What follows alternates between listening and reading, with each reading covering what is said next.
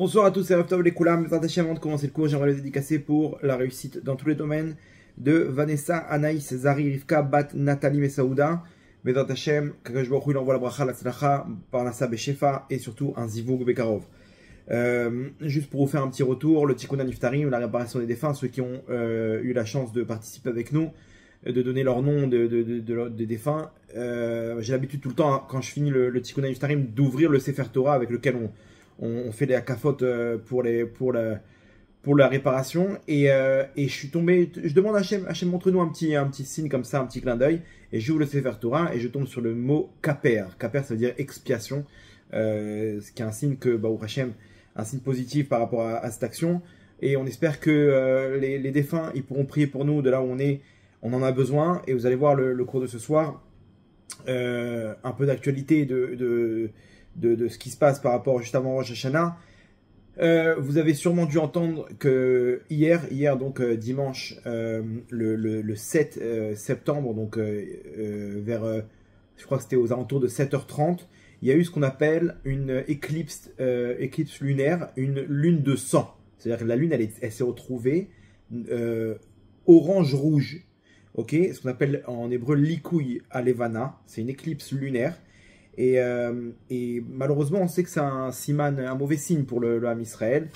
Et on a vu ce qui s'est passé aujourd'hui. Malheureusement, attentat à Ramoth, 7 morts, des pères de famille, des jeunes. Une terrible tragédie. Et 4 soldats aussi qui nous ont quittés. Une journée terrible, une journée noire. Et c'est sûr qu'il y a un lien. Et d'un autre côté, on est au mois des Louls.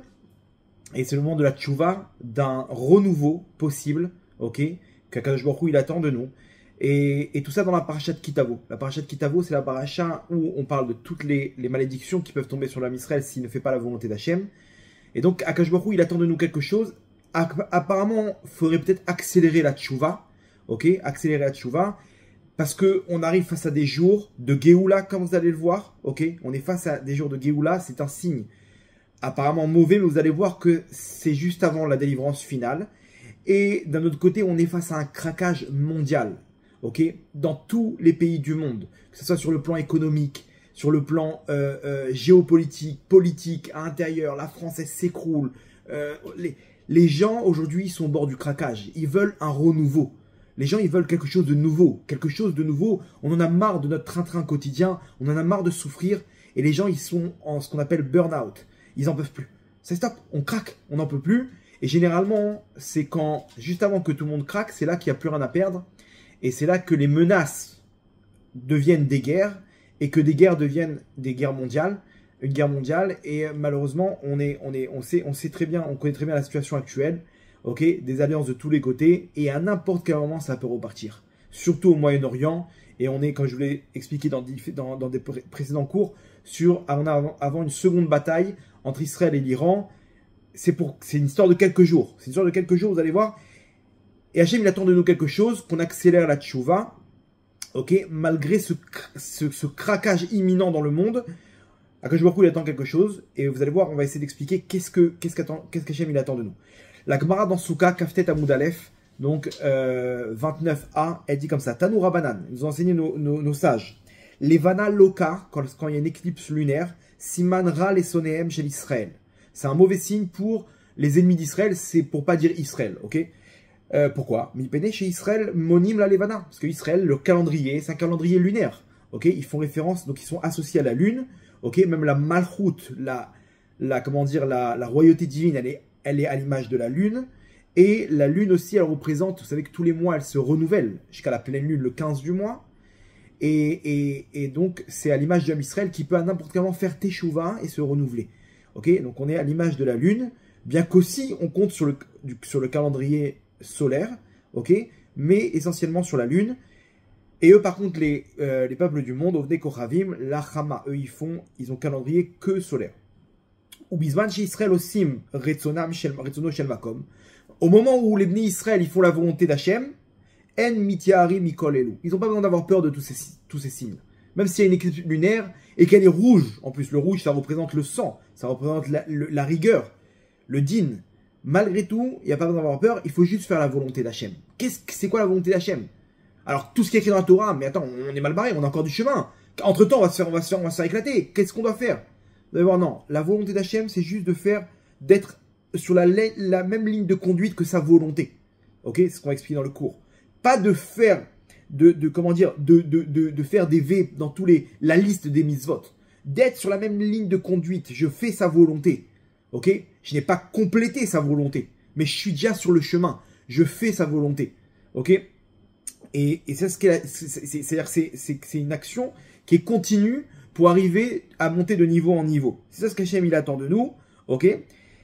Et il faut comprendre exactement comment ça marche. La deuxième chose, ok, qui nous dit, ok, d'un côté, c'est quoi? Encore des souffrances? Encore des guerres?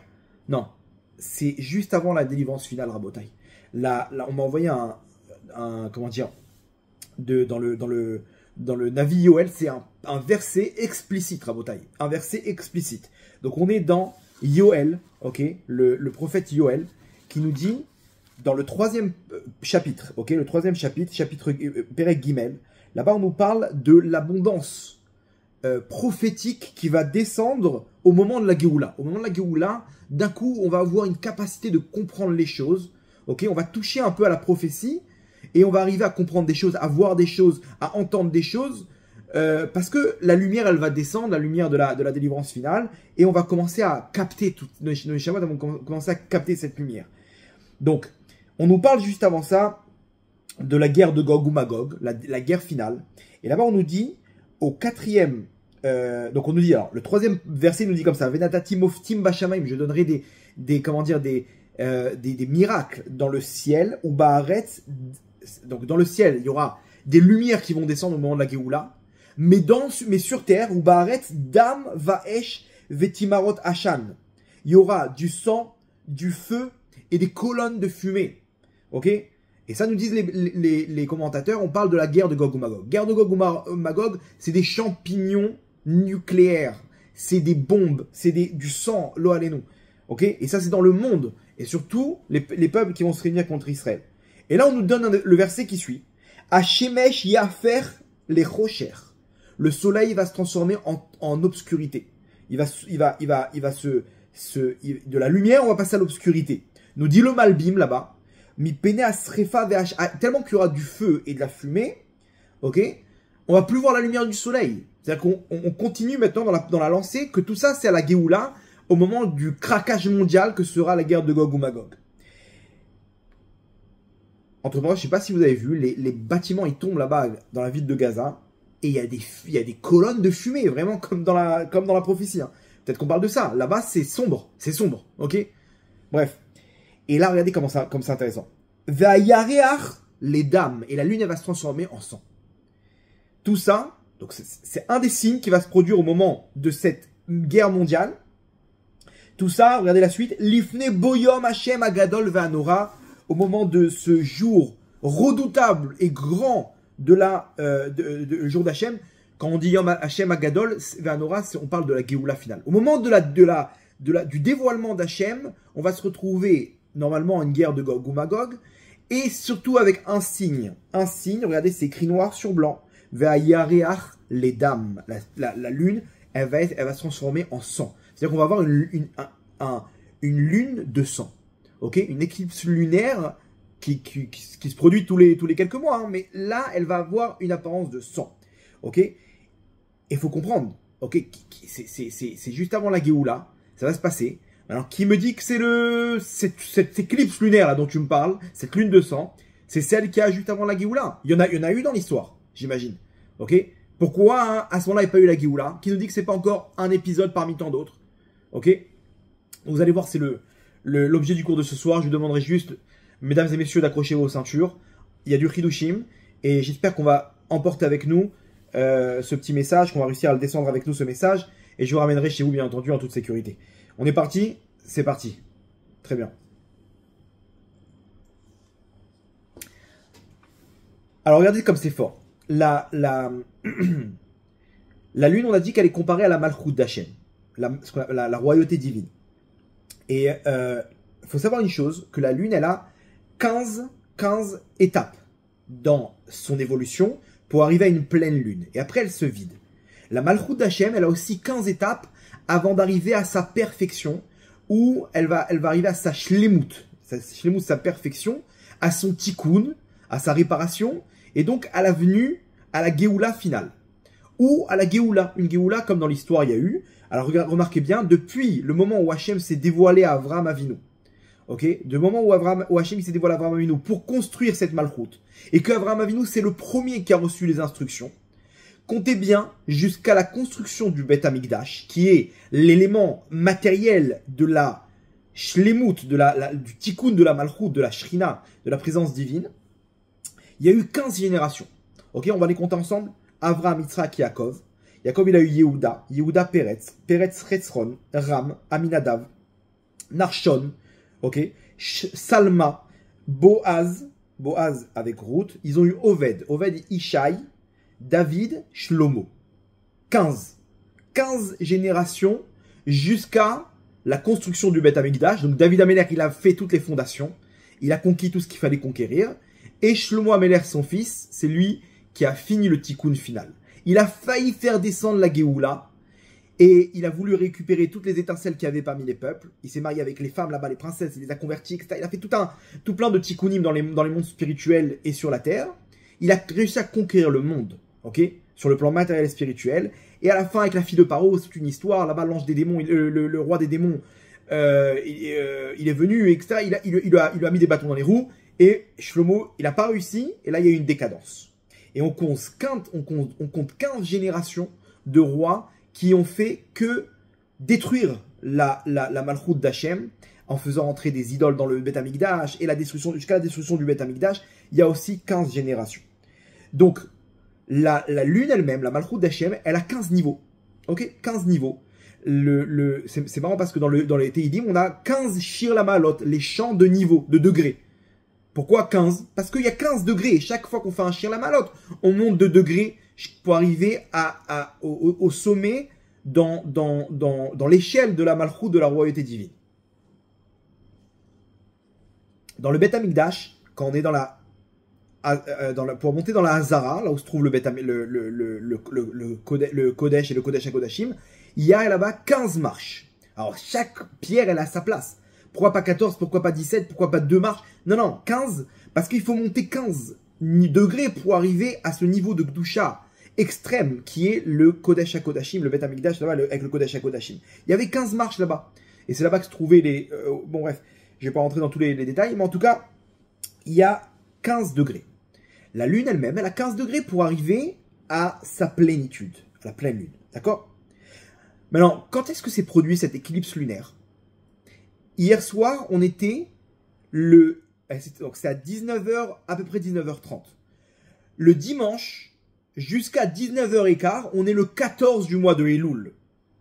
Et à 19h15, au moment où commence l'éclicse lunaire, on est alors apparemment, elle a commencé avant. C'est-à-dire que je comprends rien à ces trucs-là, mais ça a duré plusieurs, je crois que ça a duré 2 heures, un truc du genre, et elle est devenue rouge vers 19h30. Mais ça a commencé avant, donc ça a commencé au 14, et ça a terminé vers 20h30, un truc du genre, mais le point rouge, c'était à 19h30. On était déjà dans le 15.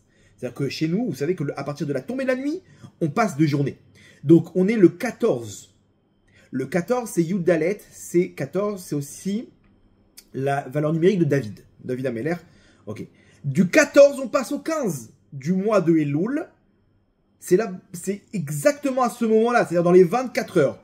Dans le mois, c'est-à-dire que dans tout le mois de 30 jours, le moment du 14 au 15, c'est-à-dire quelques minutes, c'est là-bas que ça se trouve. Pourquoi? Vous avez bien compris que c'est pour nous montrer qu'on passe de l'étape 14 à l'étape 15, qui est l'étape finale avant la Géoula. Donc cette éclipse lunaire, oui, c'est un mauvais signe, mauvaise nouvelle, mais bonne nouvelle, c'est le dernier mauvais signe. Ça veut dire que juste après, c'est la ligne d'arrivée.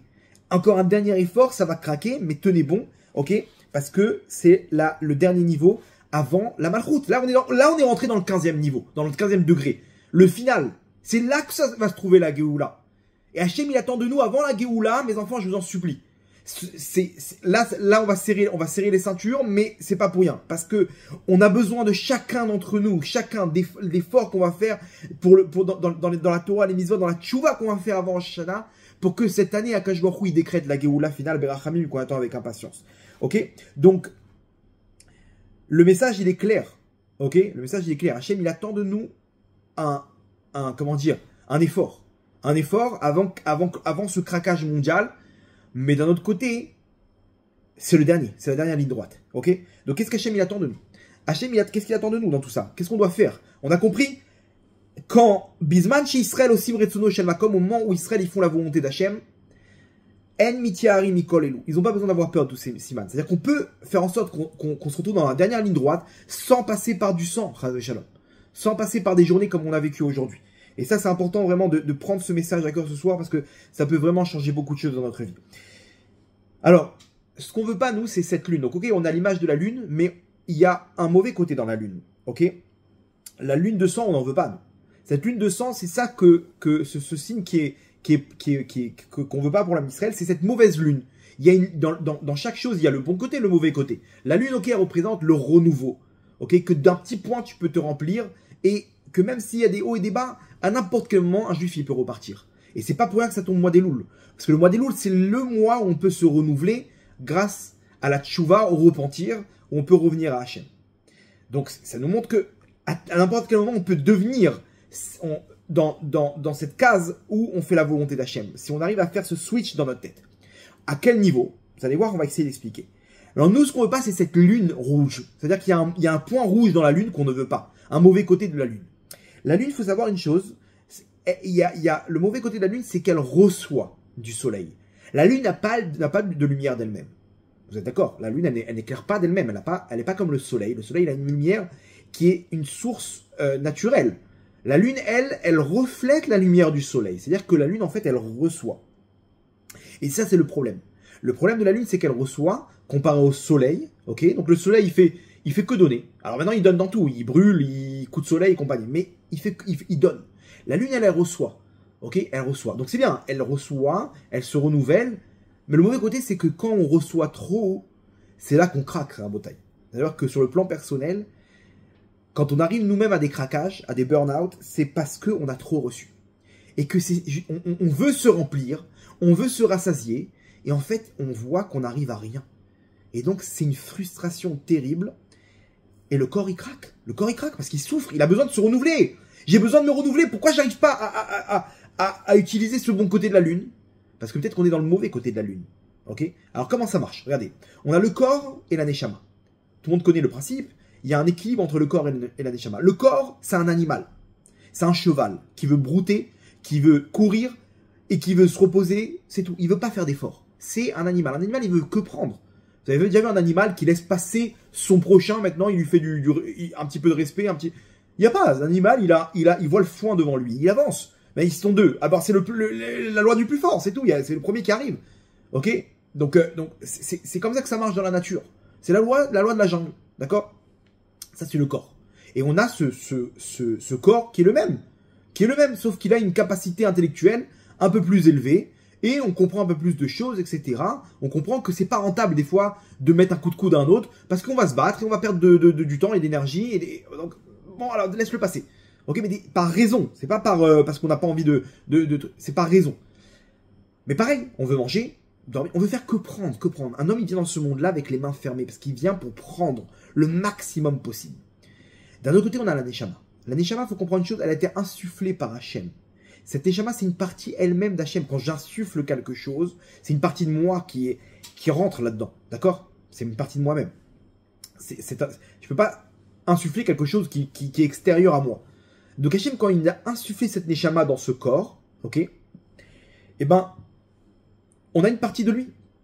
Une étincelle divine. C'est notre neshama. Bon, c'est beaucoup plus compliqué que ça. Ça se sous-divise en plusieurs parties, etc. Mais en tout cas, on va résumer tout ça entre le corps et la neshama. La neshama, c'est une partie divine. Hachem, est-ce qu'il aime recevoir? Non, il n'a pas besoin de nous, Hachem. Hachem, il a fait tout ça pour nous. C'est-à-dire, c'est un système qui est pour donner. Hachem, il a créé le monde, comme dit le Harizal, les etiv imabariot, pour donner aux créatures.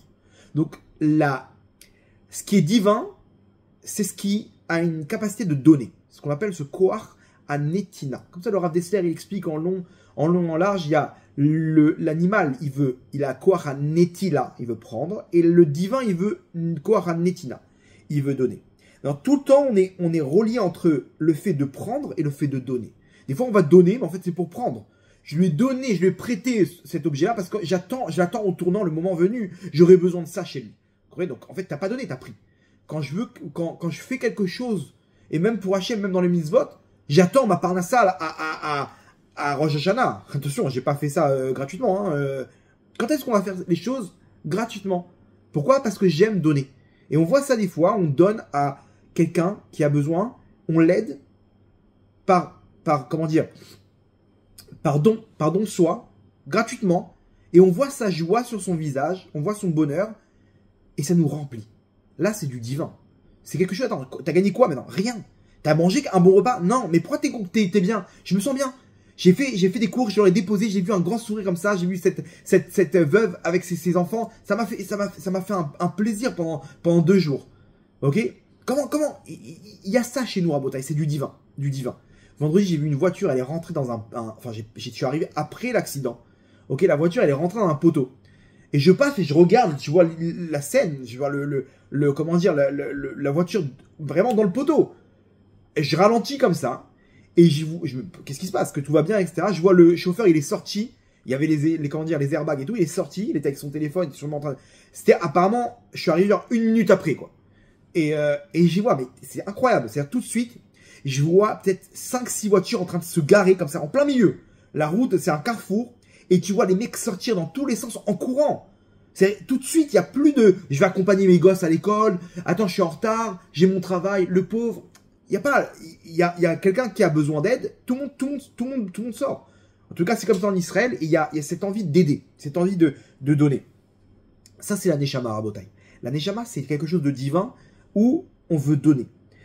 Mais alors, comprenez une chose. Quand tu prends, comme tu donnes à manger à ton corps, donc forcément, le plaisir, il va être quoi? Le plaisir, il va être matériel. C'est quoi? C'est fini. C'est quelque chose qui a une limite.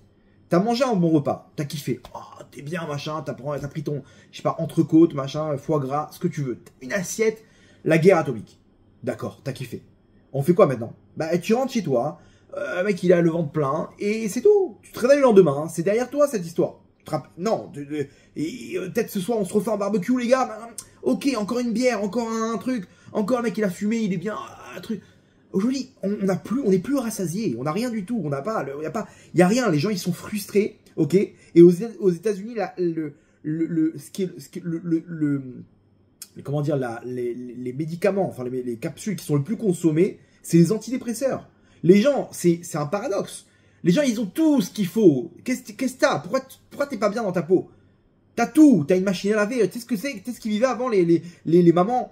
Ils ont une machine à laver, et maintenant ils sèchent le linge, ils font une machine à café, des machines dans tous les sens, et tu te plains. À l'époque, ils souffraient leur tête, et ils se plaignaient pas. Et là, antidépresseur, à Botaï. Antidépresseur, c'est la pilule la plus consommée aux États-Unis. Tu vois le mec, tu prends une photo d'un mec en Inde, il a pas de dents, il est pieds nus, il est avec un grand sourire. Putain, mais comment il a même pas de smartphone? Comment il est heureux? Je comprends pas, il a même pas comment ils ont pas le même cannabis que nous là-bas en Inde? Non, il y a même pas de cannabis là-bas. Ils sont pas liés dans cette société de consommation. Aujourd'hui à Botaï, on est face à un craquage, on est tout le temps fatigué. On est tout le temps ce qu'on appelle en burn-out. C'est-à-dire ça y est, stop. Je sature, j'en peux plus. OK, le corps ne résiste plus. Donc, faut savoir une chose, la neshama c'est comme un adulte, le corps c'est comme un enfant. Imaginons un adulte qui marche avec son enfant. Je vais faire ce dessin là.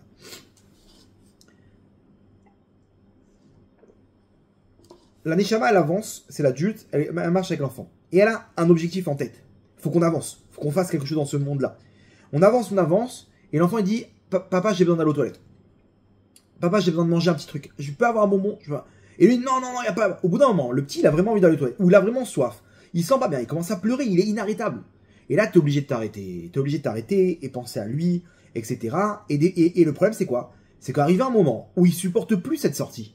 Il supporte plus du tout cette sortie. Il a envie de rentrer à la maison. Il a envie de rentrer à la maison et ça devient un capricieux qui fait que pleurer du matin au soir. Arrête, mais tu vas pas faire la honte là. Qu'est-ce que tu fais? Allez, viens, tu le prends dans les bras et c'est dur, etc. Quand est-ce que maintenant, l'adulte n'existe plus? Il est complètement devenu un esclave de l'enfant. Rabotaï, cette image-là, c'est exactement ce qui se passe aujourd'hui avec notre corps. On est tout le temps en train de ne pas penser aux besoins du corps. Et le corps n'a pas ce qu'il veut. Ok, vous allez voir c'est quoi les besoins du corps. Le corps n'a pas ce qu'il veut. Et donc il réclame comme un bébé. Il explose. Il supporte plus. Il en a marre, il veut rentrer à la maison. Il veut se reposer. Donc qu'est-ce qu'il demande? Il demande un petit bonbon, une petite sucette. Et nous on lui donne, on croit que ça va, c'est bon, ça va le calmer. Donc des petites vacances. Il a pris 2 semaines de vacances en Thaïlande. Il croit que ça y est, maintenant le corps il va me laisser tranquille. Je vais pouvoir m'entourer avec ma conscience et faire ce que j'ai besoin, mes projets. Mais encore une fois, le mec il se lève le matin et il est déprimé, il en peut plus de sa vie. Et elle en peut plus de son mari, et ses enfants, et son travail. Et elle a envie, poum, une balle dans la tête. Et on a terminé avec tout ça. Rabotaï, les gens aujourd'hui, ils sont tous là-bas. On porte le corps, ok? On porte le corps tel un bébé qui ne veut plus avancer, tel un enfant qui ne veut plus avancer. Et on a besoin tout le temps de kiffer. Parce que l'enfant, ça y est, il est devenu gâté, capricieux, il ne peut plus supporter tout ça. Quand est-ce que l'adulte va reprendre le contrôle? Là, c'est l'enfant qui contrôle. Alors attention, le but, c'est pas que l'adulte prenne le contrôle. C'est pas que la Neshama puisse prendre le contrôle. Le but, c'est qu'il y ait un équilibre entre les deux. À l'image de ce cheval et du cavalier, qui sont en équilibre, en osmose totale. Pourquoi? Parce que si tu tires trop, le cheval, il a besoin... Ça y est, stop, il est en l'air. Il a besoin de se reposer, il a besoin de retrouver ses forces. Il faut le laisser se reposer pendant 3 jours maintenant. Tu peux plus aller en guerre. C'est terminé. Donc, qu'est-ce qu'on fait? Alors, on est coincé. Le but, c'est de prendre en compte les besoins du corps. Mais le problème, c'est quoi? Pas comme un capricieux, pas comme un enfant capricieux, où on kiffe ce monde-là dans tous les sens. Kiffer ce monde à Rabotaï, ça amène à cette situation où l'enfant, à la fin, il veut tout le temps kiffer, et à la fin, on est en perte de contrôle, et on souffre, et on n'est jamais rassasié. Et donc, frustration, vide, dépression. Aujourd'hui, les gens, ils vivent d'événement en événement. Remarquez bien, les gens n'ont peur de se retrouver avec eux-mêmes. Qu'est-ce qui les fait vivre? C'est que, dans 2 mois, il y a le mariage de ma cousine à Eilat. On va kiffer, ça va être la folie. Et le mec, il commence à acheter le costard, et elle commence à acheter sa robe, elle commence à voir quel maquillage, et quel truc. Elle vit déjà, elle est déjà projetée dans 2 mois, le truc. Après, le truc qui suit, c'est quoi? C'est que, attention, on va se retrouver en vacances avec tous les cousins à Tel Aviv. Ça va être la guerre, ok? Donc les trucs sur Facebook et sur Instagram, là-bas, les profils, on prépare les trucs, j'ai prévu les machins, prévoit les trucs, les places pour le concert de machin et pour le stade de foot, et trucs. Et on est sans arrêt en train de vivre d'événement en événement, ok? Mais alors quand il n'y a plus d'événements pendant 4 mois, l'angoisse. Donc qu'est-ce qu'on fait? On trouve des événements dans la journée. Attends, faut que j'aille absolument acheter tel truc. Pourquoi absolument maintenant? Tu peux pas aller demain matin? Non. Et les gens aujourd'hui, remarquez bien, ils ont des emplois du temps de Premier ministre. Ils sont tout le temps occupés parce qu'ils ont besoin de vivre. Ils ont besoin de sentir que je fais quelque chose. Sinon, tu te retrouves tout seul pendant un dimanche après-midi. L'angoisse. L'angoisse, t'allumes la télé, vidéo gag, et un petit peu pour essayer de remonter le moral. Il n'y a plus rien à faire à Bretagne. Ça, c'est le monde d'aujourd'hui. On est comme des enfants qui ne veulent que prendre. Et c'est pour ça qu'on est vidé, parce qu'on n'est pas rassasié. C'est fini. Si c'est la Neshama qui donne, alors là, on se remplit avec quelque chose d'infini. Et là, on se sent bien dans notre peau.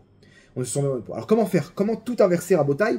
Et c'est ça, faire la volonté d'Hachem. Vous allez voir qu'Hachem, il nous demande pas, parce que même les mitzvot aujourd'hui, on les fait pour prendre. Et on dit, attends, je comprends pas, mais je fais tout. Moi, je suis de Sanoua. Vous allez voir que chaque chose qu'on fait aujourd'hui, c'est parce qu'on a entendu dans un cours que si tu fais ça, tu vas recevoir ça. Si tu fais ça, tu vas voir. Si tu fais ça, tu vas recevoir. Et tu vas gagner. Et tu vas faire descendre des lumières et des abondances. Et on est tout le temps en train de faire quelque chose pour recevoir. Et donc, cette lumière, elle ne nous remplit pas. Parce que même les mitzvot, elles sont devenues matérielles à Rabotaï. Même les mitzvot, elles sont mythos. Donc Hachem te demande soit émettre avec ta neshama à toi. Connecte-toi avec ta neshama à toi. Donc comment tout inverser Rabotaï? Vous allez voir, c'est très simple. Il y a écrit, nos sages nous disent, Adam la Amal Yulad. Un homme, il est né pour l'effort. C'est-à-dire que c'est que quand tu fais un effort, ok, que tu es à ta place. Quand tu es dans l'action, tu es à ta place. C'est quoi l'action? C'est quand je suis en train de faire ma lumière. C'est-à-dire que je suis en train de faire quelque chose. Je fais. Je suis pas en train de... Je suis actif, je suis pas passif.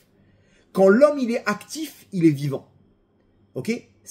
Pourquoi? Parce que son vecteur, sa fonction, il est né pour la amal, pour s'efforcer. Ok? C'est pas le sens péjoratif de souffrir. Non, non, non. Sinon, il aurait marqué pour les Issourim, pour le Tsahar, les Tsahar Yulad. Non, la amal. Amal, c'est de se battre. De se battre. T'es là, on est né pour se battre. Tant qu'on est dans le combat, on est vivant. Tant qu'on est plus exactement dans l'action, on est vivant. Quand on n'est pas dans l'action, alors on est vide, on est mort. On se sent vide. C'est exactement ce que vit toute la génération aujourd'hui. Et donc on arrive à ce burn-out, ce craquage mondial. Avant le craquage mondial, Akadosh Baruch Hu, il veut qu'on règle notre craquage perso. C'est ça ce qu'il nous dit. Maintenant, faire ma volonté, c'est quoi? C'est pas faire ta volonté. Écoutez comme c'est fort. Hachem nous dit quoi?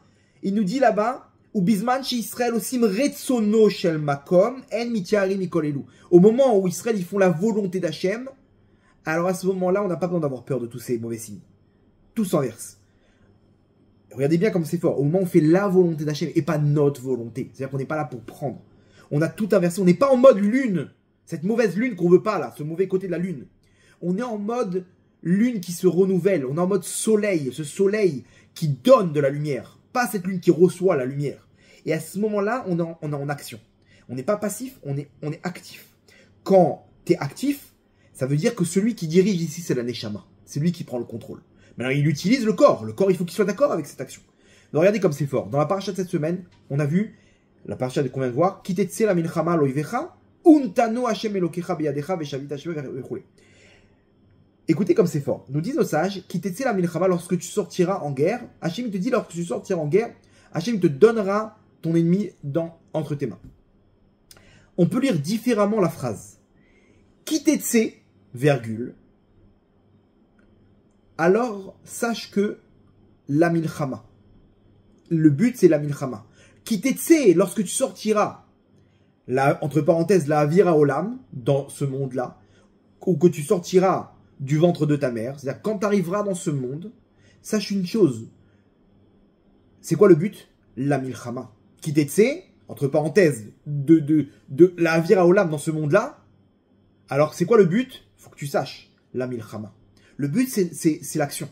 C'est de se battre. Si tu as compris ça, alors Hachem te dit, untano beyadecha, je te la donnerai entre tes mains. Tu vas gagner. Pourquoi? Parce que c'est la Neshama qui est en position. Et quand la Neshama est en position, elle réunit des choses qui sont des étincelles spirituelles et elle se remplit.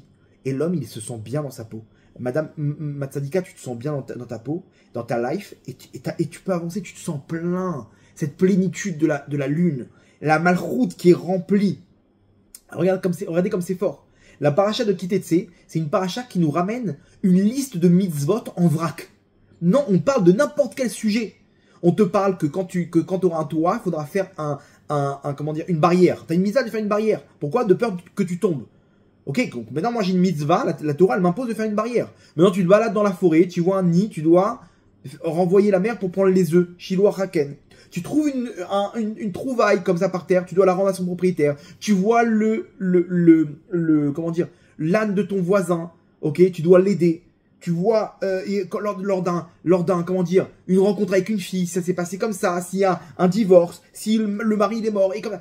On nous ramène la vie de tous les jours, les aléas de la vie. Et là-bas, on te parle que tous les aléas de la vie, il y a des mitzvot. Dans ton champ, avec ton âne, dans ta maison, dans la rue, dans la forêt, tout ça, pour nous dire une chose. Tout ce monde-là, toute notre vie, c'est que de la divinité. Zélokout. Où que tu sois, il y a quelque chose à faire. Il y a une action à faire. Ta neshama, elle peut être tout le temps en activité. Tout le temps. Et vous allez voir, attends, mais j'ai besoin de me reposer aussi. Même là-bas, ta neshama, elle peut garder le contrôle. Et même là-bas, c'est les mêmes vacances. Mais tu vas voir que tu vas ressortir plein. La Torah nous dit quoi? Nous dit, donc tu as compris, quand tu sors, c'est la milchama, c'est pour la guerre, très bien, il faut être en activité. Et la preuve, on te fait une liste des aléas de la vie où tu peux rencontrer la Elokut, le Hachem et la Torah. Tout ça, c'est Torah. Ce monde-là, c'est Torah. Pourquoi? Nous dit le Harizal, parce qu'il y a un tikkun à faire. On est venu, et notre vie, où qu'on soit, on ramène des étincelles. On ramène des étincelles, et lorsque Même dans la vie de tous les jours. Pourquoi je suis attiré par le salé et pas par le sucré? Parce que là où je suis attiré, c'est là où j'ai mes étincelles. Bah, on doit faire des petits coups de la clipat noga, etc. Je n'en parle dans les détails. Mais pourquoi t'es attiré par ça et par tel type de choses et pas par notre truc? Pourquoi t'aimes telle région dans là où t'habites et pas une autre région? Pourquoi t'aimes pas cet endroit-là? Pourquoi t'habites là-bas et pas dans notre endroit? Pourquoi telle communauté? Pourquoi tel type de Torah et pas notre type de Torah? Pourquoi on est tout le temps entre plusieurs trucs? Parce que, Rabotai, on a besoin d'aller chercher nos étincelles. Notre Neshama, elle a besoin de se compléter. Lorsqu'on se complète, on a réussi notre mission sur Terre. Et pour ça, sur le plan matériel, on a des choses à faire. Mais alors, lorsque c'est le corps qui fait ces choses-là, alors on est victime du côté matériel de la chose. Ok, dans chaque chose dans le monde, il y a de la Elokout, comme on a dit. Il y a du spirituel. Mais où tu manges le côté matériel de la chose, et donc à ce moment-là, tu te sens vide, ou tu récupères le côté spirituel de la chose, et là, tu n'as récupéré pas le fini, mais l'infini. Donc tu te sens plein. Tu sens que tu as fait quelque chose. Vous comprenez, on est tout le temps en action. Quand tu es en train de manger un bon repas, tu es en train de récupérer des étincelles. Maintenant, quand tu manges le repas, c'est qui mange le repas? C'est le corps, la neshama, ou les deux en même temps? Alors, je vais vous faire le dessin. Là, le corps, c'est quoi? C'est le mec qui mange ça comme un goinfre, ok? Il a fait aucune bracha, rien du tout. Quand la neshama, elle mange ça, la neshama, elle va venir, il va goûter, il va faire une bracha, il va rester 2 heures sur la bracha, il va goûter et il va se forcer de ne pas continuer parce qu'il y a un kiff là-bas et il veut pas profiter de ce monde et machin, etc. Ok? Ça aussi, on n'en veut pas. C'est les extrêmes. Nous, on veut que tu sois quelqu'un d'équilibré. Ça veut dire quoi? T'aimes cette viande, t'aimes ce plat, très bien. Alors fais une bracha et pense que tu es en train de manger parce que Hachem maintenant il t'a demandé de manger pour pouvoir avoir des forces pour continuer. Et c'est pas pour rien que tu as besoin de manger. Kiffe, sois un kiffeur avec ta femme, tu vas au restaurant, tu fais. Mais fais-le en tant que quelqu'un qui donne à son corps, pas quelqu'un qui prend. Vous avez compris la différence? Une fois, il est à la Zaken, il était en train d'étudier avec ses élèves.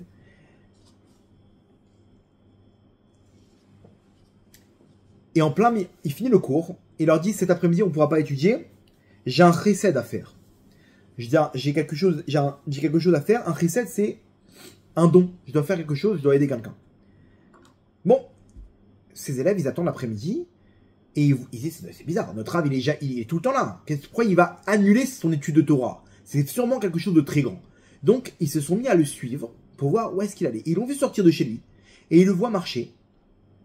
Et il va au bain. Là-bas, à l'époque, c'était pas on avait notre douche chez nous et tout. Une fois tous les quelques jours, ils faisaient ce qu'on appelle le bain. C'était un genre de hammam là-bas, avec un bassin brûlant. Et ils faisaient leur douche là-bas, ils sortaient un gros savon de Marseille. Imaginez où les pores, ils étaient bien ouverts parce que il y avait de la chaleur. Et là-bas, ils se frottaient le corps. Le corps, il sentait bon pendant 3 jours. Pas besoin de faire, aujourd'hui, les savons là-bas, c'est que du chimique. C'est rien, ça te fait rien. À l'époque, les pores de la peau, ils étaient tellement ouverts. Le mec, il est resté 1 heure en train de cuire là-bas dans le hammam. Et quand il passe avec un savon de Marseille, il se frotte. Ok? Vous savez, quand on passe avec le doigt sur la peau, il y a du noir comme ça, des morceaux de peau comme ça qui sont... Pourquoi? Je crois pas, je me suis lavé ce matin. C'est quoi le problème? Non, parce que les pores de la peau où il y a tout ça, ils sont fermés. Donc tu peux pas laver dans ce qui est incrusté dans la peau. Ok? Donc qu'est-ce que tu fais? Il faut ouvrir les pores de la peau et là, à ce moment, tu passes. C'est ce qu'il faisait à l'époque. Le mec, le savon de Marseille, il était incrusté dans la peau. C'était des briques. C'était des briques à l'époque, les savons. C'était pas ce qu'on connaît aujourd'hui. Ils t'ont mis 1% de savon et 99% de trucs chimiques. C'était des briques. Et le mec, il se faisait masser là-bas par un mec. Il lui éclatait tous les membres, tous les muscles. Il lui faisait la circulation du sang. Elle repartait dans tous les sens. Il ressortait après 3 heures de temps. Il était radache, le mec. Il a fait un reset dans sa vie. Il a un renouveau maintenant. Il repart étudier de plus belle. Il repart d'étudier. Ils l'ont attrapé comme ça, avec sa serviette. Son peignoir comme ça, en train de rentrer dans... Il dit, Vodarav, vous allez faire quoi? C'est quoi ce reset? Vous allez kiffer, c'est ça? Ils n'ont pas compris. Il dit, mais Vodarav, vous annulez la Torah pour des moments futiles de ce monde. Le Rav, il les a regardés. Il leur a dit, quand je vous ai dit que j'allais faire un chesed, je vous ai pas menti. Je fais un chesed avec mon corps. C'est-à-dire que je donne maintenant à mon corps. Il est la zaken, il est conscient des besoins de son corps. Et quand il part en vacances, Quand il fait un restaurant avec sa femme, quand il fait un kiff avec sa femme, il va pour donner, pas pour prendre. C'est-à-dire, qui c'est qui dirige maintenant?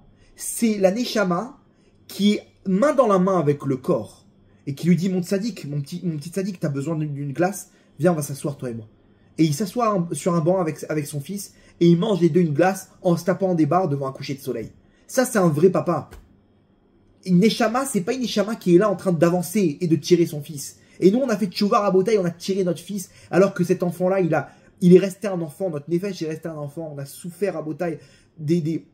Tout le monde a souffert dans sa jeunesse. Pourquoi? Parce que nos parents n'ont pas reçu comment dire, l'éducation qu'il fallait. Et eux-mêmes, ils ont été tiraillés, ok, par leurs parents. Et donc eux-mêmes, ils sont arrivés avec comment dire, des mal-être. Et ils ont transmis ça à leurs enfants, ok. Chacun d'entre eux, personne aujourd'hui ne peut dire son enfance, elle était toute rose. Non, lui, il va dire, moi, mon père, il me battait, ma mère, elle était comme ça, moi, mes parents, ils étaient nerveux, moi, mon père, il m'a abandonné, et lui, comme ça. Chacun, il a des cicatrices, ok. Sauf que le problème, c'est qu'on veut pas se retrouver avec son effèche. On veut avancer, vas-y, avance. Et on fait tchoua comme ça. Et le problème, c'est qu'on voit ce monde-là matériel comme un ennemi. Et on continue à avancer. Mais à la fin, le corps, il demande son dû. Le cheval, il a besoin d'aide. Et Hachem exprès nous fait craquer. Pourquoi? Parce que le but, c'est pas la Neshama. Hachem, il a plein de Neshamot en haut. Il a plein d'anges. Hachem, il veut un équilibre entre le divin et le matériel. Entre le fini et l'infini. C'est ça le pari qu'Hachem a fait. Il a mis un peuple qui va prendre la matérialité et qui va l'élever. Vous comprenez? C'est ça ce qu'Hachem, il attend de nous maintenant. Et pour ça, il faut qu'on prenne le contrôle en utilisant le cheval, pas en le maltraitant. Donc il est à la zaken, lorsqu'il kiffe ses vacances, il est en train, toujours il y a une chose, je fais du chesed avec mon corps. Vous avez vu le chidouche ou pas? La semaine dernière, je suis parti à la plage. En ce moment, je suis d'une fatigue monstrueuse. Et je sais qu'il faut pas trop pousser.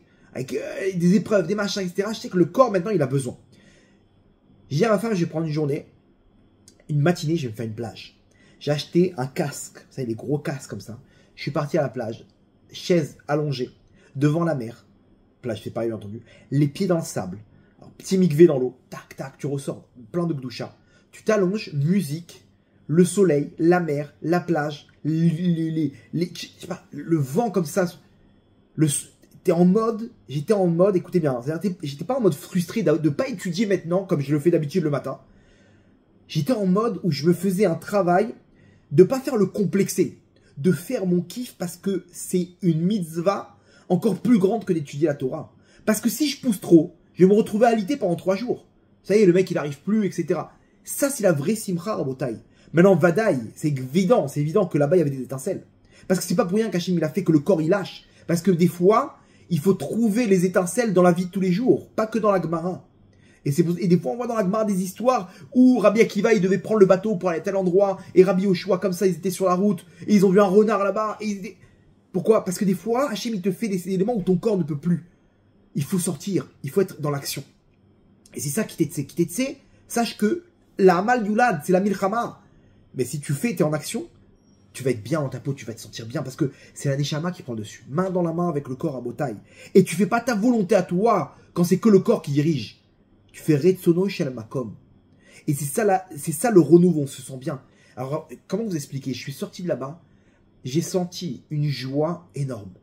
Le Rav Yigal Cohen, je ne sais pas si vous connaissez, c'est un Rav qui a une émouna incroyable en Israël, il fait beaucoup de grandes choses.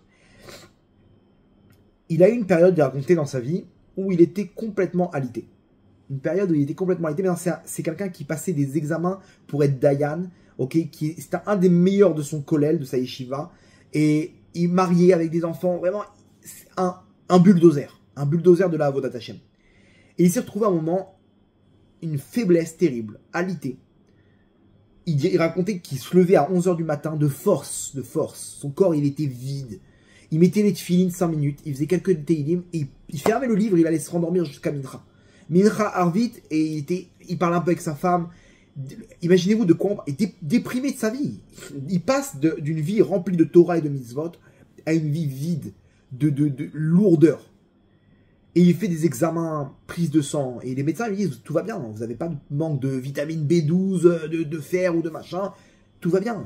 Il va voir de médecin en médecin. Je crois qu'il est parti voir un rave, un médecin qui connaissait un petit peu en Torah et qui arrivait à voir un petit peu les choses entre les lignes, quoi. Que derrière des examens et des prises de sang. Et il lui dit, vous vous êtes déjà fait plaisir. Écoutez bien, vous êtes simplement en dépression. Votre corps, il faut savoir une chose, que le corps, quand il est en burn-out, c'est-à-dire qu'il est en craquage, il voit qu'il y a des souffrances sur souffrances, parce qu'il est tout le temps dans des pressions, et que le système nerveux, il va craquer. Le corps, par protection, il éteint les moteurs. Il éteint les moteurs, c'est-à-dire que la faiblesse qu'il avait, c'est pas parce qu'il manque des éléments par rapport à sa nutrition. Non, le corps, il a décidé, danger, on va droit au mur, ça va péter là-bas. Donc, on éteint les moteurs. On éteint les moteurs. Quand tu vois je sais pas, le moteur, tu vois l'aiguille qui est à fond sur le moteur, il est en surchauffe. T'éteins le moteur, tu continues à accélérer, ça va exploser là-bas. Le corps, pareil, le corps, il comprend, il y a certains signes, et d'un coup, on n'a plus de force. Il lui dit, je vous donne un conseil, Gvondarav. Pensez à rentrer de la simra en vous. Pensez à vous faire du bien. Arrêtez de donner autour de vous, arrêtez de faire et d'avancer. Pensez à vous-même maintenant. Stop, vous arrêtez tout et vous recentrez sur vous-même. C'est-à-dire parce que là, il faut sauver votre corps. Il raconte qu'il est assis avec sa femme à une table et il dit, qu'est-ce que je vais faire? Elle lui dit, mais qu'est-ce que tu aimes faire? Il dit, je sais pas, je me suis complètement annulé, j'arrive plus à rien. Elle dit, mais non, mais toi t'es quelqu'un qui aimait chanter le Shabbat. Elle dit, commence à chanter. Et il commence à chanter. Et il chante comme ça pendant 1 heure de temps. Et elle lui amène, qu'est-ce que t'aimes, une petite bière, et commence à faire un bon repas. Et chose qu'avant, il voyait ça comme le Satan. Et il commence à se rentrer de la joie, à se faire plaisir. Et il dit, plus je rentre de la simcha, plus je sens mes forces revenir. Et aujourd'hui, ceux qui savent qui il est, c'est une sommité en Israël. Une sommité. Et aujourd'hui, sa force essentielle, c'est de sortir les gens de la dépression. Parce qu'il dit, moi j'ai connu la dépression profonde, mais je ne suis pas sorti avec des antidépresseurs. Je suis sorti avec la simcha, en faisant attention à tout ça, et il sait exactement déterminer, t'es en dépression. T'as pas de problème, t'es en dépression, c'est tout. Aujourd'hui, Rabotai, on est tous en craquage. Donc ce qu'il faut, c'est une itratchout. Une itratchout pour pouvoir récupérer les étincelles, en fait, c'est tout. Pourquoi ça marche pas? Parce que on est sans arrêt en train de faire un travail, on pédale dans le vide, on veut prendre, on veut faire notre volonté. Mais pourquoi tu fais pas la volonté d'Hachem? Mais je l'ai fait, je fais Shabbat, je m'habite à Noack, Vodarav, qu'est-ce que vous racontez? Non, sors cette Nekuda de Emet qui est en toi. Ce point de vérité qui est en toi, de faire exactement ce que tu es vraiment, ce que t'aimes faire. Parce que ce que t'aimes, c'est pas pour rien que tu aimes tout ça, c'est parce que c'est là-bas quelle est ta mission sur Terre. C'est là-bas que se trouvent tes étincelles. Quand t'as pas envie de faire tout ça, alors on parle pas de mec qui n'a pas envie de mettre des tefilines, il dit donc ça veut dire que c'est pas ma mission les tefilines. Non, bats-toi. Mais après, dans tout ça, il y a des choses que t'aimes faire, c'est là-bas que tu dois mettre le paquet. Bats-toi dans ces trucs-là. Quand tu fais tchouva, maintenant, tu décides de repartir à zéro, tu fais un reset, où maintenant tu vas rentrer dans l'action. Je vais maintenant me prendre en main. Je vais faire pour mon corps, pour moi-même, pour ma mission sur Terre. Parce que quand je fais ça, en fait, je donne. Je suis dans l'action et celui qui est au centre, je fais la volonté d'Hachem. Vous voyez, maintenant, quand on donne, quand on prend aujourd'hui, on prend le corps. Vous voyez, c'est très fin.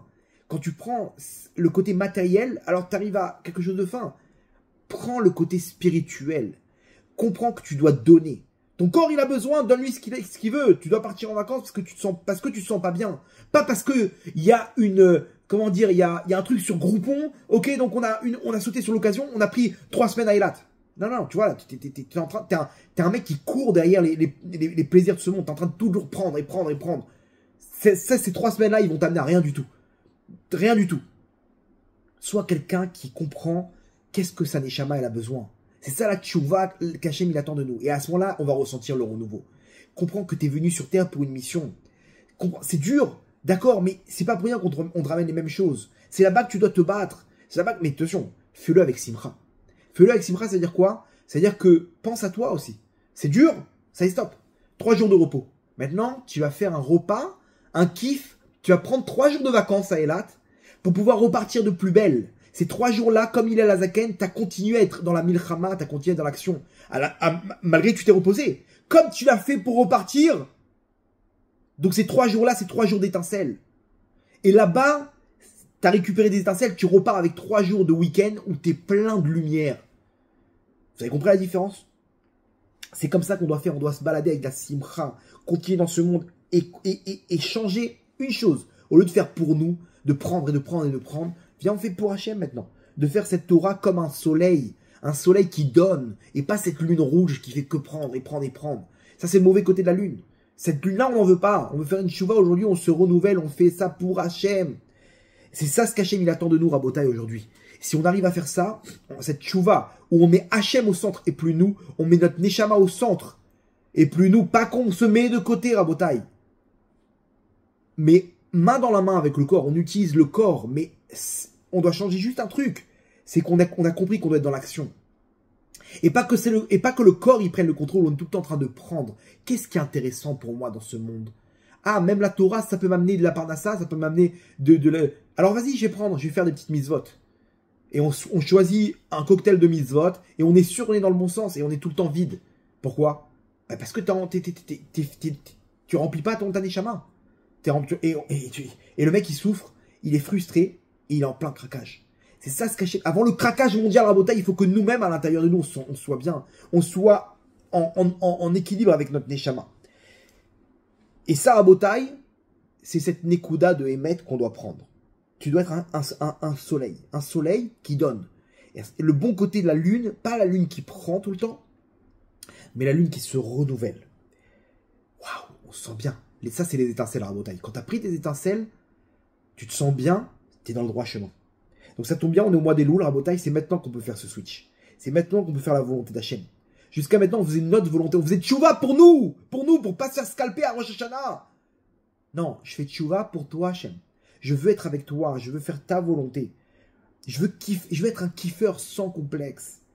Et c'est ça, Rabotai. Rabotai, si on le fait, on est sauvé. Parce que c'est ça la Nekuda du chauffard. Écrit que le chauffard, quand on sonne le chauffard à Rosh Hashanah, le Satan, il est mid-balbel. Il s'embrouille. Lui, le Satan, il arrive à Rosh Hashanah et il veut nous amener les dossiers accusés pour nous faire tomber et faire tomber le Ham Israël. On arrive face à une année difficile. Ok, on a plein d'avérodes, plein de trucs, etc. Et lui, il va faire passer les dossiers. Et à ce moment-là, on va recevoir sur la tête encore l'année d'après, Chas v'Shalom. Donc non, on veut pas tout ça. Il y a un truc qui s'appelle le chauffard. Lorsqu'on sonne le chauffard, le Satan, il sait plus quoi faire. Et là, il n'arrive plus à accuser. Et on passe. Je comprends pas. C'est quoi cette histoire? Pourquoi le Satan, il s'embrouille tous les ans? Il n'a pas compris que Alors, on nous dit parce que ça lui rappelle le chauffard de la Géoula, de la fin des temps. Ou à ce moment-là, il aura terminé sa carrière. Et donc, vite, il perd les pédales. Mais derrière, il nous dit le Shem Mishmuel, il nous donne un chidouche énorme. Il dit le chauffard, ça représente quoi? Le chauffard, c'est pas une parole. C'est pas une pensée. C'est pas une prière. Maintenant, je suis pas en train de prier du fond du cœur. Le chauffard, c'est une partie de moi qui sort. Rappelez-vous la Neshama, ce que ça représente. La Neshama, c'est une partie d'Hachem qu'il a insufflé dans notre corps. Ok? Il a été ce qu'on appelle, Napar Be'apav. Il a insufflé dans notre corps cette Neshama. En gros, Hachem, comme je vous ai dit, quand tu insuffles quelque chose, tu l'insuffles de toi-même. C'est ton intérieur, c'est ton être que tu insuffles. Donc, on a conclu que la Neshama, c'est une partie divine. Parce qu'elle vient de l'intérieur d'Hachem. Donc, c'est-à-dire que quand tu t'insuffles, tu souffles, tu sors une partie de toi-même. Tu sors une partie de toi-même. Hachem, il nous a pris comme un chauffard et il nous a insufflé cette étincelle à l'intérieur qui est notre Neshama, dans le corps. Dans ce réceptacle qui est le corps. Quand je sonne le chauffard, je fais exactement pareil. Je sors une partie de ma Neshama. Le chauffard, c'est bien plus fort qu'une parole. C'est bien plus haut qu'une pensée. C'est une partie de moi-même, de mon être, qui sort. Et ça embrouille le Satan. Pourquoi? Parce que tu sors le Hémet qui est en toi. Le Hémet qui est en toi, c'est la vérité qui est en toi. C'est toi, c'est ton étincelle en fait. Ça, c'est Hachem. Il y a une partie d'Hachem qui est en toi, qui est masquée par tous les délires de ce monde, par tout ce qu'on veut te coller dans cette société. Donc, t'es pas vraiment toi-même. Mais une fois dans l'année, t'es toi-même quand tu sors cette partie qui est en toi dans le chauffard. C'est un souffle qui vient de ton intérieur. C'est le Hémet. Le Hémet, sachez une chose, c'est divin. La vérité, c'est divin. Et quand il voit ça, le Satan, mitbalbel. Le Shem Shmuel, c'est comment dire, c'est un admour, un très grand sadique de la chassidoute qui ramène ce chidouche énorme. Il dit la prière, c'est une parole. Ça rentre dans un kéli, c'est ce qu'on entend. Le souffle, c'est bien plus haut que la parole. Alors le souffle lui-même, alors c'est rien, il n'y a aucune heure. Mais quand tu sonnes ça dans le chauffard, avec tous les éléments qui sont réunis selon la halakha, ok, à Rosh Hashanah, tu as sorti une partie de toi-même. Alors, le Chazan, il nous a quittés tous dans la salle. Tu as sorti une partie de Hémet, de chacun d'entre nous. Parce que c'est le représentant. Et là-bas, le Hémet, c'est une lumière d'Hachem. Chotamo chez Akadosh Baruch Hu, la signature d'Akadosh Baruch Hu, le tampon d'Akadosh Baruch Hu, c'est quoi? Hémet. C'est le Hémet. Tu as sorti le Hémet qui est en toi. Et sachez une chose. Ce Hémet-là, il fait fuir le Satan. Quand quelqu'un il a du Hémet, il est relié avec sa prina, avec sa neshama qui est en lui, alors le Satan ne peut rien contre lui. Et à ce moment-là, tout ce qu'il fait, même s'il fait un tout petit peu, quand c'est Hémet, ça a une valeur énorme. Aujourd'hui, j'ai un mec qui m'a dit, il m'a posé une question, il m'a dit, qu'est-ce que vous pensez, Gvodarav? Il y a quelqu'un que je connais, il m'a demandé de vous poser la question. Il est dans un métier où c'est du vol. Mais grâce à ça, il part beaucoup d'argent. Sa femme le laisse tranquille. Il peut étudier la Torah là-bas dans le bureau où ils sont. Ils peuvent faire des prières, mettre les tefilines. Ils ont 3 prières par jour. Et il gagne bien sa vie, mais c'est du vol. Ok. À côté de ça, il est obligé de travailler dans un autre endroit. C'est pas du vol. Il gagne moins. Et il met les tefilines en 5 minutes. Il peut plus étudier la Torah. Là-bas, il y avait 1 heure de cours le matin et l'après-midi. Il peut plus étudier. Il peut plus faire des fois mincha, etc. C'est quoi? Qu'est-ce qu'on fait? C'est quoi le mieux? Je lui ai dit le mieux, c'est le Hémet. Là-bas, quand tu es en train de faire tout ça, tu crois que tu peux arnaquer Hachem. Tu te dis, attends, c'est vrai que je vole, mais regarde tout le bien que je fais. C'est-à-dire que Hachem, c'est sûr qu'il va être charmé par la quantité de mitzvot que je lui montre. Je lui dis, Hachem, il s'en tape complètement de la quantité. Hachem, tu lui donnes pas un petit billet, genre, c'est bon, vas-y, prends ça, prends les mitzvot là et ferme les yeux sur le reste. Hachem, il veut voir le Hémet. Il veut un petit peu, mais pur. Il veut pas beaucoup, avec un petit péché mignon où tu crois que tu fais... Là-bas, tu es en train de faire ta volonté à toi. Tu veux juste faire les mitzvot en te donnant bonne conscience. Hachem, il s'en tape de tout ça. Ok? T'es pas en train de... ne crois pas que tu vas essayer de détourner. Hachem, il veut du Hémet. Hémet, c'est quoi? C'est Hachem. J'arrive pas à étudier parce que je travaille dur. J'arrive pas à prier comme il faut, je dois mettre les tefilines 5 minutes. C'est pas grave, mon sadique. On a tout notre temps. Mais bats-toi, continue à te battre. C'est là-bas que je te veux. Par contre, tu regardes toutes les misodes que je fais, les mecs, ils sont sûrs qu'ils vont avoir le Gan Eden. Et ils vont arriver après 120 ans, tout ça, j'en veux pas. Parce que vous l'avez fait que pour vous donner bonne conscience. Pour vous donner bonne conscience. Mais t'as pensé à moi? Moi, je te dis, je veux pas que tu ailles à droite. Je veux pas que tu travailles là-bas. Tu m'as pas écouté parce que là-bas, il y a des dollars. Tu comprends? Donc, Hachem, il veut Rotamo chez la Kadosh Baruch Hu et mettre. Là-bas, c'est le corps qui a pris le dessus. Et là-bas, c'est la Neshama qui a pris le dessus. Hachem, où il est? Il est là-bas avec la Neshama parce que c'est du Hémet. Vous comprenez? Ça, c'est le chauffard. Le Satan, lorsqu'il voit ça, il voit Hachem. Quand il voit Hachem, il ne peut rien faire. Il ne peut rien faire. C'est cette lumière de Hémet qui est à l'intérieur de nous, Rabotai, qu'il faut qu'on arrive à sortir. C'est cette chouva on doit se reconnecter avec cette Nekuda de Hémet qui est à l'intérieur de nous. Lorsqu'on fait ça, on n'a rien à craindre. C'est pour ça que maintenant, on te dit, Bisman Israël, Osim Retono Shel Makom, lorsqu'ils font la volonté d'Hachem, c'est-à-dire cette prina de Hémet, de faire vraiment pour Hachem, et pas pour nous, pas faire notre volonté à nous. En mitiari mikol elou, n'aie pas peur de tout ça, tous ces mauvais signes, tous ces midatadines, les clipotes, le Satan. Arrête avec tout ça, moi je suis pas là-bas, je suis avec Hachem. Quand tu es avec Hachem, Hachem il est avec toi. Quand tu es avec ta Neshama, le Satan il est mis de balbel, il s'en va en courant. On voit la Géoula. C'est ça la lune, Rabotai, qui doit avoir juste avant la Géoula. Cette lune qui représente la Itrachut, le renouveau. Cette lune qui représente le Hémet qui est en toi. Et pas cette lune qui vient prendre encore et encore. Parce que ça, c'est le corps, Rabotai. C'est le corps. Cette mauvaise lune, on n'en veut plus.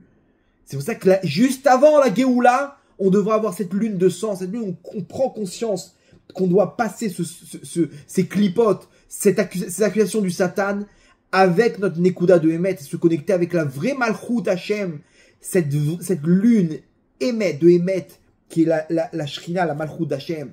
Les 15 niveaux de la Malchut d'Hashem, c'est ça ce qu'Hashem il attend de nous maintenant, Rabotai. Qu'on puisse avoir ce renouveau. Et c'est pas pour rien que ça tombe au mois des Louls. Parce que le mois des Louls, c'est là où on fait tchouva. Et c'est là qu'il faut qu'on arrive à se connecter avec cette prina. Et ça, c'est le chauffard. On va arriver à Rosh Hashanah. Rappelez-vous bien de quand on va sonner le chauffard. Quand j'étais à Oman il y a 2 ans, ils m'ont donné la possibilité de sonner le chauffard. J'avais préparé toutes les cavanotes du Rachash, de Harizal, etc. Et je leur ai dit, écoutez, je vais vous prendre un peu plus de temps, mais ça vaut le coup. Et juste avant de commencer le chauffard, j'ai dit une chose. J'ai dit, Hachem, je ne sais pas ce que je vais faire en fait. Toi, tu prends dans tout ça ce qu'il y a de vrai. Et tu fais ce que tu veux avec, Hachem. C'est-à-dire que peut-être que tout ça, c'est du mytho. Peut-être que tout ça, c'est essayer de faire... Viens, on fait ce qu'il faut parce qu'il y a écrit dans les livres, etc. Mais prends avec toi ce qu'il faut par rapport... Et tu le mets là au bon endroit. C'est-à-dire que juste avant de commencer, je me suis connecté avec mon cœur. Et j'ai sonné le chauffard à ce moment-là. C'est tout. C'est comme ça qu'il faut arriver au chauffard et toute l'année. Toute l'année, tu veux embrouiller le Satan. Alors, sors de toi le Emet. Le Emet, c'est sans complexe. Sans complexe. Vous savez combien de gens, ils m'ont dit, tu sais ce qui marche aujourd'hui, c'est de faire des petites vidéos, ce qu'on appelle des shorts.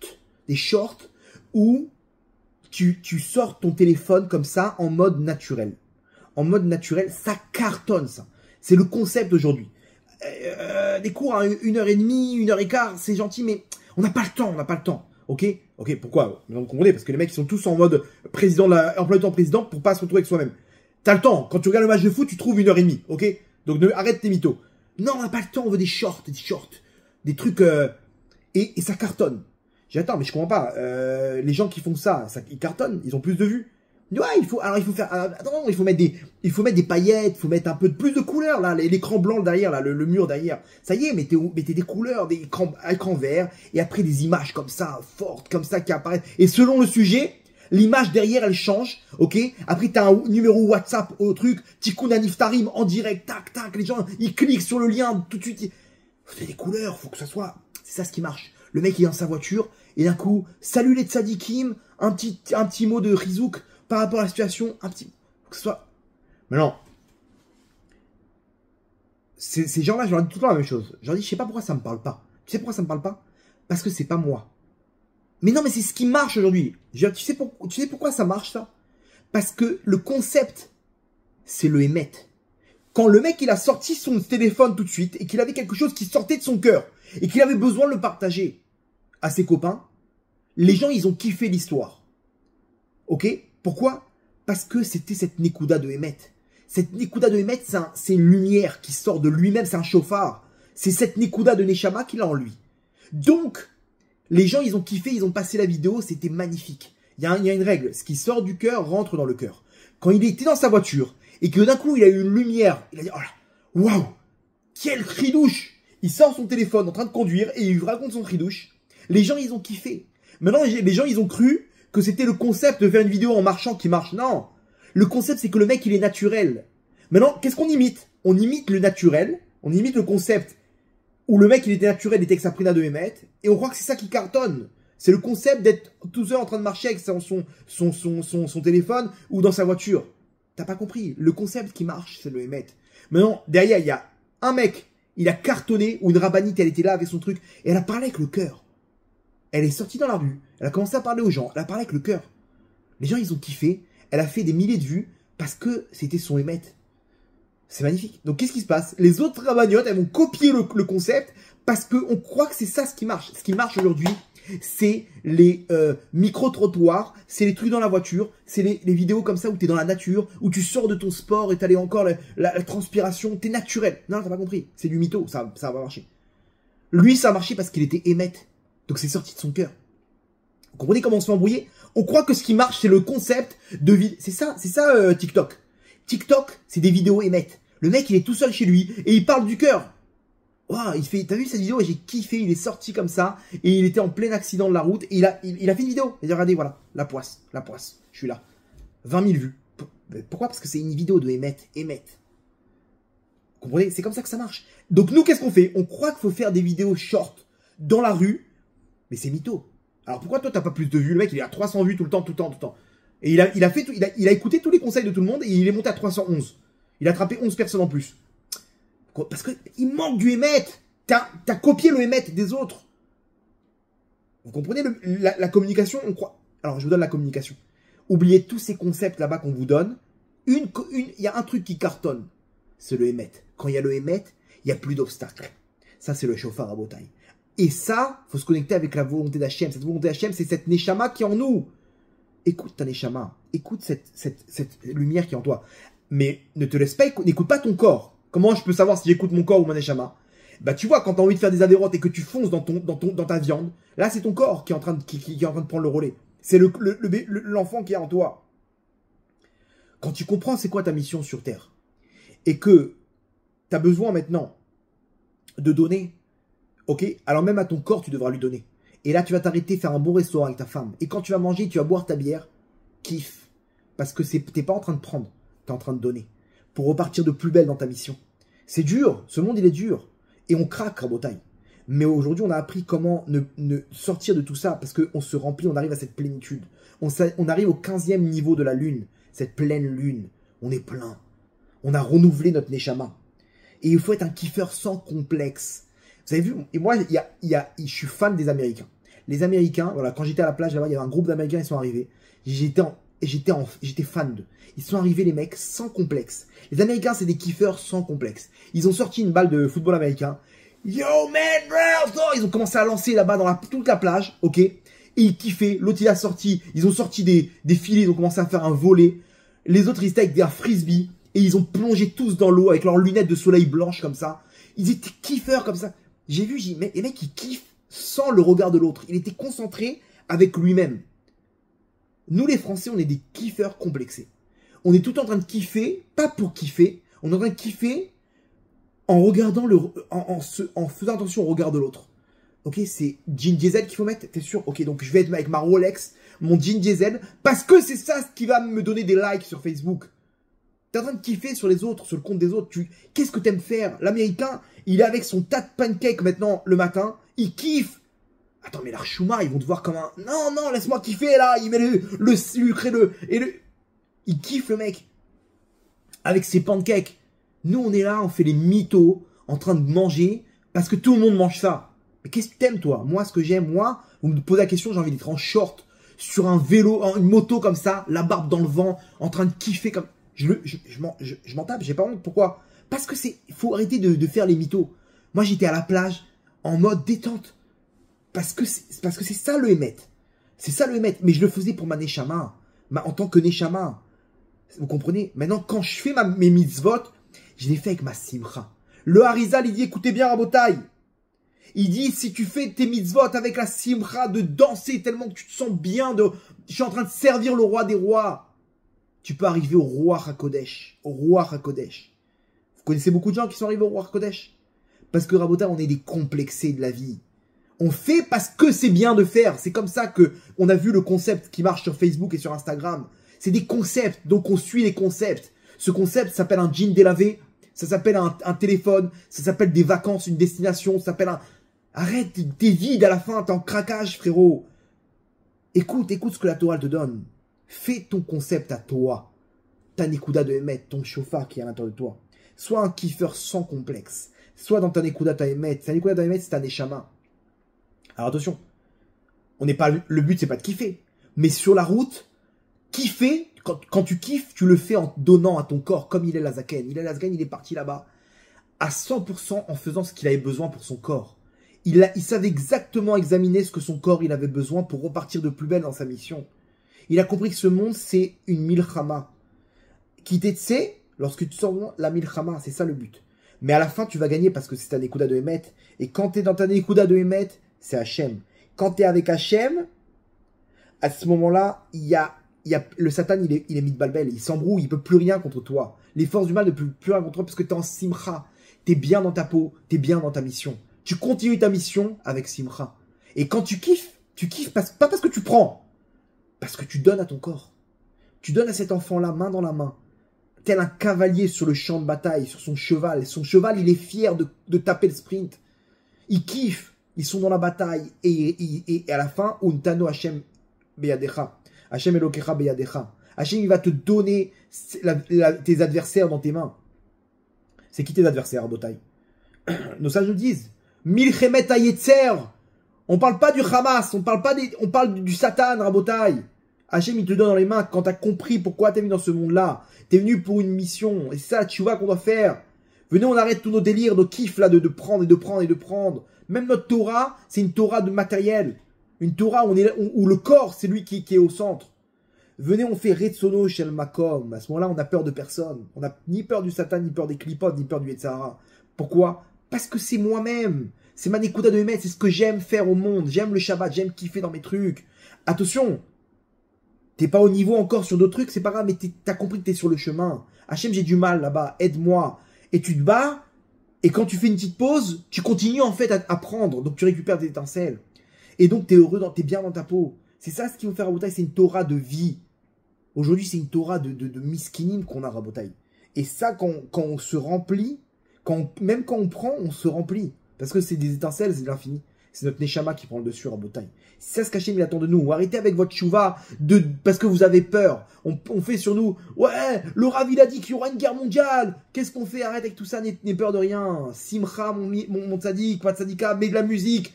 Prends ta femme et tes enfants tel un soleil et redonne de la lumière autour de toi. Faut être une lune qui se renouvelle. Et pas une lune qui est tout le temps en train de prendre des lumières. Il y a des gens, c'est tout le temps des soleils, ils sont tout le temps en train de donner. Et d'élever autour de sa femme, tout le temps des conseils, tout le temps des mots doux, des mots sympathiques, tout le temps des compliments. Aucune remarque, ça n'existe pas ça. Avec les enfants à Rabotai, aucune remarque. Que les encourager, t'es un coach, t'es un soleil.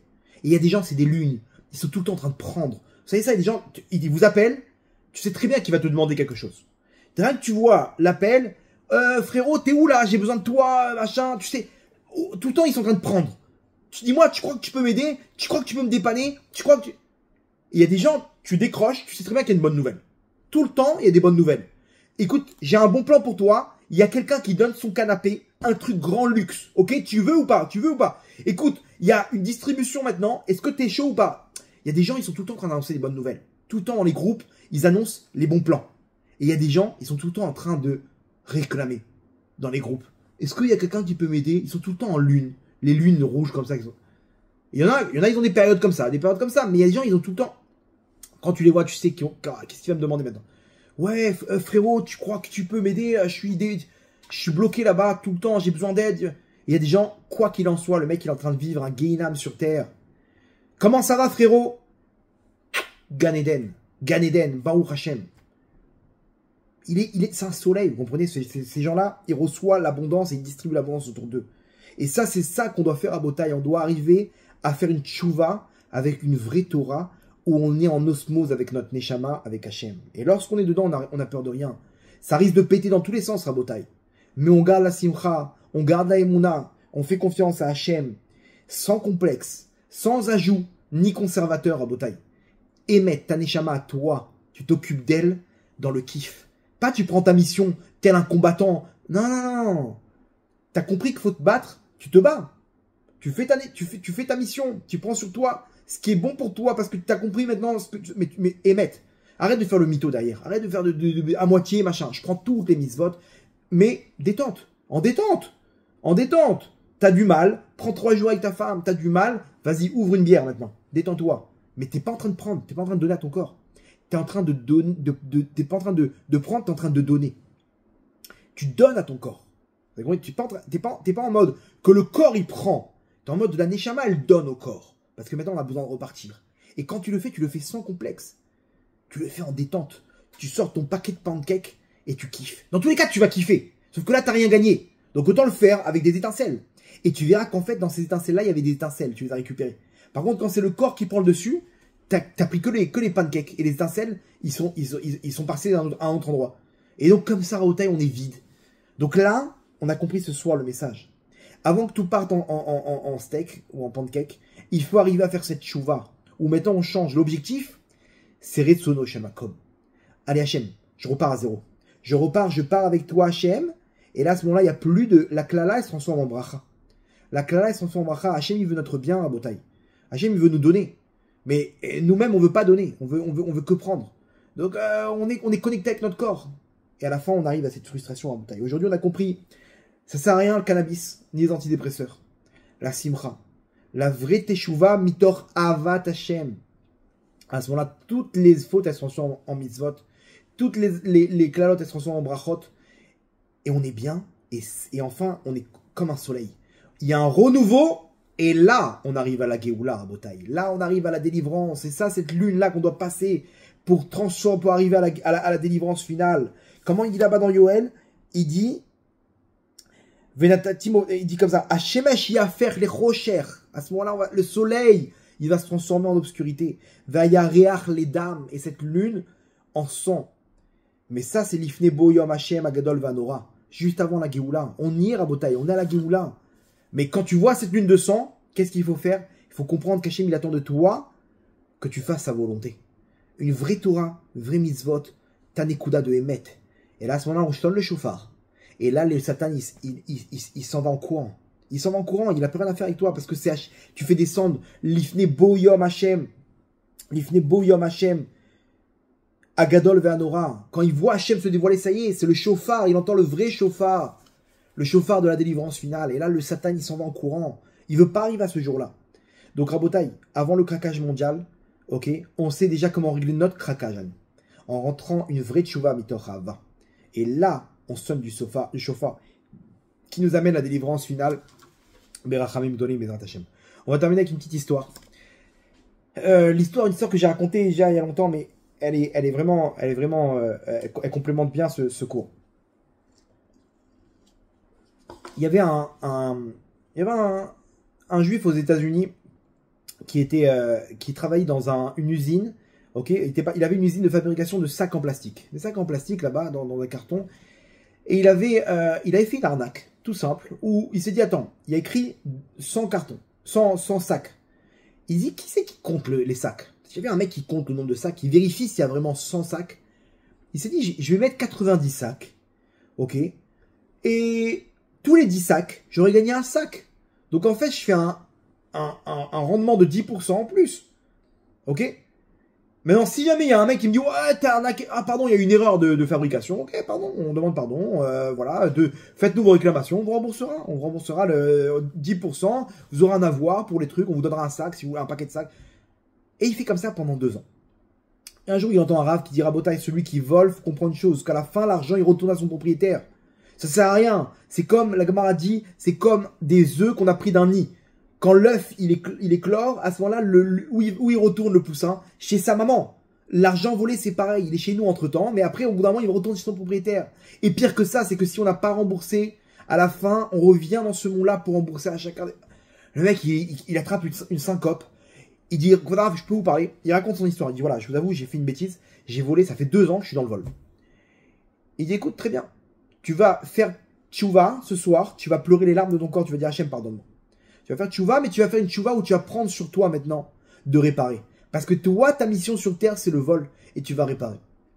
Maintenant, attention. Tu fais pas ça par peur pour Hachem. Tu fais ça avec la simcha. Et tu vas rendre tout ça à leur propriétaire. Tu vas dire, Hachem, regarde. Je sais pas comment rendre à chacun des propriétaires. Je te fais une prière. Que maintenant, je vais mettre 110 sacs. Et je vais écrire 100. Et toi, tu vas faire en sorte que celui qui a acheté des sacs, il rachète encore un sac. De façon à ce que ça rééquilibre ce que je lui ai pris. Et tu vas mettre maintenant 110 sacs. Bien qu'il y aura écrit 100 sacs. Il dit ok, je le fais. Il le fait après 1 an. Il va voir le Rav, il dit Rav, c'est pas le top là-bas, on est en perte et tout. Ça y est, ça fait 1 an. Est-ce que vous pensez que arrivé à Rosh Hashanah, je peux repartir dans mes 100 sacs? Ça y est, 100 sacs, et il y en a vraiment 100. Le Rav dit pendant combien de temps t'as fait ça? Il dit à peu près 2 ans. Il dit alors non, alors pourquoi tu veux faire ça pendant 1 an? Non, peut-être qu'Hachem, il a fait en sorte que les mecs, ils ont tout déjà remboursé. Il dit non, 2 ans, c'est 2 ans. Allez, fais-le. Bon, ok. Il reprend sur lui encore 1 an et il voit des pertes sèches dans son entreprise. Il dit, Vaudra, je vais mettre la clé sous la porte. Il dit, tu mets rien sous la porte, ok? Ce que tu perds, c'est ce que tu as gagné, d'accord? Donc, tu rembourses le vol. Il dit, bon, Rav, on arrive à Rosh Hashanah, ça y est, 2 ans. Il dit, t'es sûr que c'était 2 ans? Il dit, à peu près, bon, plus ou moins. Il dit, voilà ce qu'on va faire. On va se donner, c'était en plein mois d'Elul. On va se donner jusqu'à après Rosh Hashanah. Ok? Jusqu'à après Rosh Hashanah. Et après, c'est bon. Encore quelques jours. Et toi, tu pries Hachem, Hachem accepte ma teshuva. Et tous les jours, tu fais teshuva par rapport à cette histoire. Ok? Et il fait teshuva, il arrive à Rosh Hashanah. Rosh Hashanah, il passe. Il dit, Kvodrav, c'est bon, je peux donner l'ordre.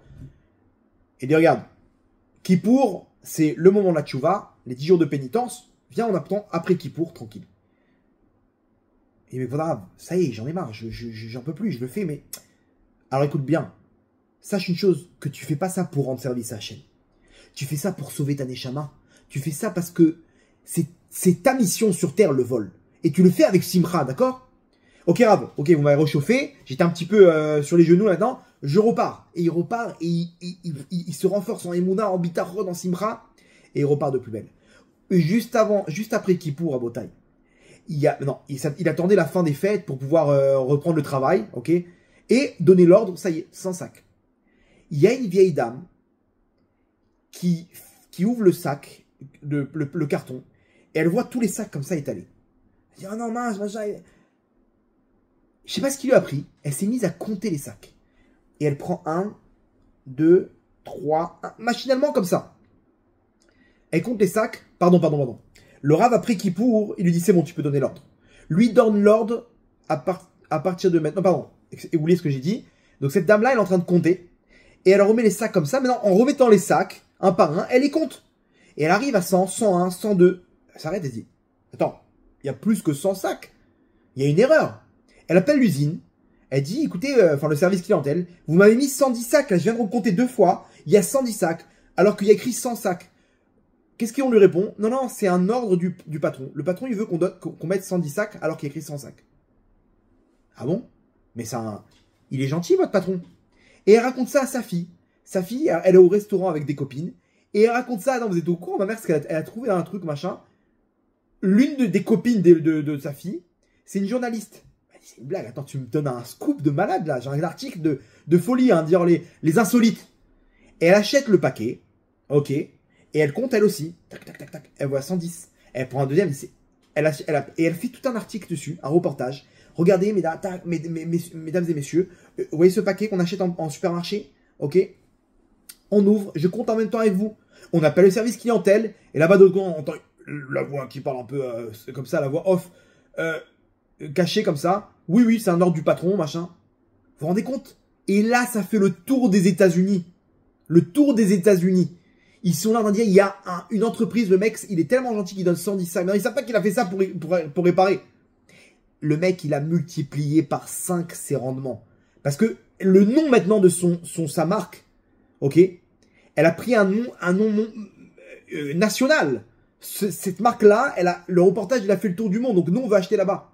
Et c'est là-bas qu'ils ont acheté. Donc automatiquement, il a augmenté un petit 50 centimes de 50 cents, machin. Et après, avec le temps, il a remis ça à 100 trucs.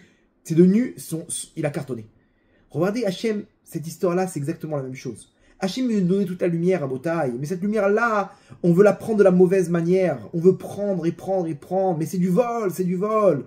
Arrête de prendre encore des dollars et dollars. Donne à Hachem. Et c'est ce qu'il a fait, cet homme-là. Il a fait une vraie tchouva. Mitor Hava, Mitor Simcha. Et à ce moment-là, il a reçu toute l'abondance. Toute la klala. Qu'il aurait dû revenir en Gilgul et machin. Il a changé tout ça en bracha, en bénédiction. Et il s'est retrouvé avec un rendement incroyable. Un truc de fou. Et il n'y a que lui et son Rav qui étaient au courant de l'histoire. Ah bon, c'était des années cette histoire. Mais maintenant, Rabotaï, c'est exactement pareil pour nous. Est-ce que toi aussi tu tombes dans le sac? Et tu tombes dans dans les aléas de la vie? Et tu tombes dans l'embrouille du Yetzerara. Le Yetzerara, il veut t'embrouiller pour pas que tu te concentres avec toi-même. Et il te fait rentrer dans des concepts de chacun ou non. Sauf, finalement, tu vas comprendre. Ça y est, je sonne le chauffard. C'est-à-dire quoi? Je sors mon émet, ma neshama, une partie de moi. Et je prends ma mission pour faire la volonté d'Hachem. C'est toi, Hachem, qui est au centre. C'est dur, mais je continue le combat. Je me fight. Je suis en plein quitter Tsela Milchama. Parce que j'ai compris que c'est ça ma mission. Et même quand je me repose, parce que c'est dur, ce monde il est dur, il est plein d'épreuves, je continue à me battre et à donner. Et à ce moment-là, tu te remplis de lumière. Et c'est là que tu transformes cette lune qui fait que prendre la lumière des autres en lune qui se renouvelle. Tu sens toute cette lumière en toi, ce renouveau vers cette nouvelle année qui se termine avec ses clalotes, et cette année qui se termine avec ses bénédictions, et qui commence avec qui se termine avec ses malédictions et qui commence avec ses bénédictions. Ça, c'est la lune Rabotai qui arrive à son niveau final. La Malchut d'Hachem, la Géoula, les 15 niveaux, celui dans lequel on rentre maintenant. Et le mauvais signe, il se transforme en bénédiction. C'est la Géoula Rabotai. C'est le 15e niveau de la Malchut Hachem. Cette lune qui arrive à sa pleine lune, cette plénitude, cette Neshama qui prend le dessus. Et cette Neshama du monde, Rabotai, la spiritualité qui prend le dessus sur ce monde-là, pendant que tout est en train de craquer. Dans cette guerre de Gog ou Magog, à ce moment-là, on arrive à ce jour redoutable de la délivrance d'Hachem. Ce jour de la Géoula qu'on attend. Mais cette fois-ci, on a compris comment inverser les tendances. Comment faire de cette tchouva qu'Hachem te dit non, je veux pas là cette tchouva que tu fais tous les ans. Je veux une tchouva maintenant que tu n'utilises pas la peur comme motivation, mais tu utilises l'amour que tu as pour moi. Et à ce moment-là, tu fais ma volonté avec cette idée en tête, et c'est là que tout se transforme. Et on arrive à cette Géoula qu'on attend avec impatience. Cette Géoula qui se transforme en Hamim Gdolim, Baruch Adonai Leolam, Amen ve Amen.